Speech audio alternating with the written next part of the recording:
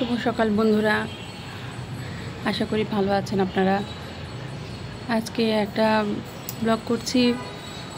মনটা একটু খারাপ বলতে যে আমাদের অফিসের এক কলিগ গতকালকে মারা গিয়েছে। গতকালকে না, পরশু মারা গিয়েছে। এখন আমরা আসলে কখন মন খারাপ করি, যখন প্রিয়জন মারা যায় কিংবা কেউ যখন কম বয়সে মারা যায়, তখন আসলে মন খারাপটা বেশি হয়।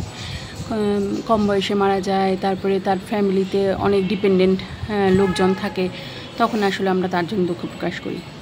যে মারা গিয়েছে তার বয়স 40, এই জন্য আসলে মনটা বেশ খারাপ। আবার অনেকে আছে অনেক অসুস্থ থাকে, তখন যখন মারা যায় তখন একটা বোঝানো যায় যে হ্যাঁ আচ্ছা, সে অসুস্থ ছিল, রোগ মুক্তি হয় নাই, যাই হোক ভালো হয়েছে। কিন্তু হঠাৎ করে যখন কেউ মারা যায় তখন আসলে বোঝানোটা খুব কষ্ট হয়ে যায়।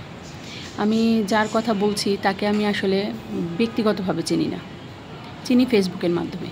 আমাদের তো অনেক কলিগ, ধরেন আমাদের প্রায় বিশাল পরিবার, বিশাল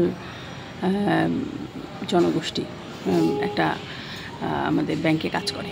তো সবাইকে তো আসলে সবাই চেনে না, কিন্তু এই ফেসবুকের মাধ্যমে হয়তো সবাই সবার বন্ধু। ওরকম আমিও তার পোস্ট দেখতাম, সেও আমার হয়তো পোস্ট দেখতো, আমি লাইক কমেন্ট করতাম। তো এইভাবেই তার সাথে আমার পরিচয়, কিন্তু কখনো পার্সোনালি সামনে দেখা হয়নি। তো তার ছবি দেখে আমার মনে হতো যে সে খুব হ্যাপি, খুবই সুখী একটা পরিবার। তা একদিন রাস্তায় হঠাৎ তার সাথে আমার দেখা হয়েছে, কিন্তু আমি তার সাথে কথা বলিনি।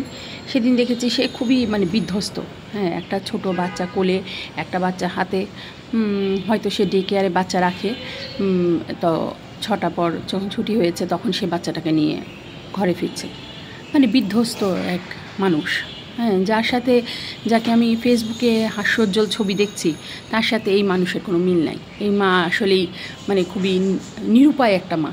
এরকম যে সারাদিন অফিসের পরে যখন মানুষ তো একটু রেস্ট খুঁজে, আসলে তো এই মার তো আসলে কোনো রেস্ট নাই।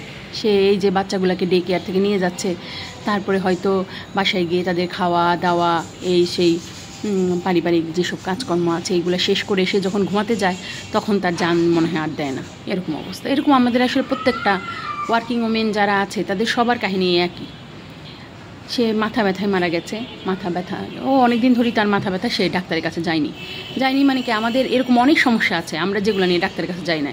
কিন্তু যারা ওয়ার্কিং ওমেন না, তারা কিন্তু সময় পায়, তারা যেতে পারে কিংবা ফ্যামিলির হয়তো সদস্যরা নিয়ে যায়।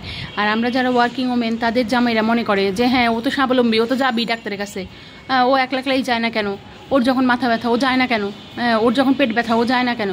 আমাদেরও আসলে ধৈর্য লাগে না, শক্তি লাগে না, অনেক সময় ওষুধ খাওয়ার কথাও মনে থাকে না।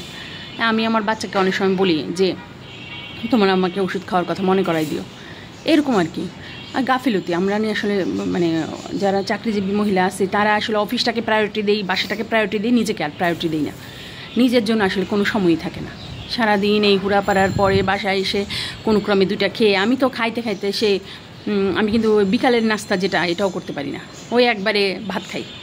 বলে যে তুমি মোটা হয়ে যাচ্ছ, এই সেই। ভাত যে খায়, যার তাহলে সে কীভাবে সে মেনটেন করবে? এটা আমারই আসলে করা উচিত, সবই আমার করা উচিত, আসলে আমার হয় না। এরকমই আর কি। সব মাদের, ওয়ার্কিং ওমেন যারা মা আছে তাদের সবারই কাহিনী একই। বাচ্চারা বলতেছে যে আমার ক্ষুধা লাগছে, তখন মা কি খাইতে পারে? তখন মার টেন্ডেন্সি থাকে আচ্ছা আমি কতক্ষণে বাচ্চার মুখে খাবারটা তুলে দিব, এই হইল মার একটা টেন্ডেন্সি থাকে। এইসব কথা বলার অর্থ হইল যে আসলে আমরা আসলে নিজেদেরকে খুবই অবহেলা করি। এটা আসলে উচিত না। ছেলে মেয়ে সবার কথাই বলি, যারা চাকরি করেন চাকরিটাকে প্রায়োরিটি দেই, কিন্তু নিজেকে প্রায়োরিটি দেই না। এই যে আজকে যেই মানুষটা চলে গেল, তার চেয়ারটা খালি, তার নামে আজকে অফিস অর্ডার হবে, এই কাজগুলো ভাগ হয়ে অন্য কেউ করবে। আমি চলে গেলে ওইটা আমার ফ্যামিলির ক্ষতি আসলে। ওইটা আসলে কেউই এটার ভাগিদার না, অফিসও না।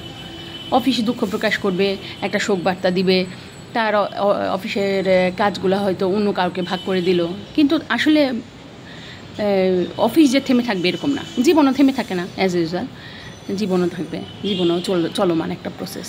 তাই আমাদের নিজেদের উচিত যে নিজেদের ফিটনেস ঠিক রাখা, নিজেদেরকে একটু সময় দেওয়া, এই মেন্টাল যে হেলথটা এটারও খেয়াল রাখা। ভালো থাকবেন সবাই, নিজেদের যত্ন নেবেন।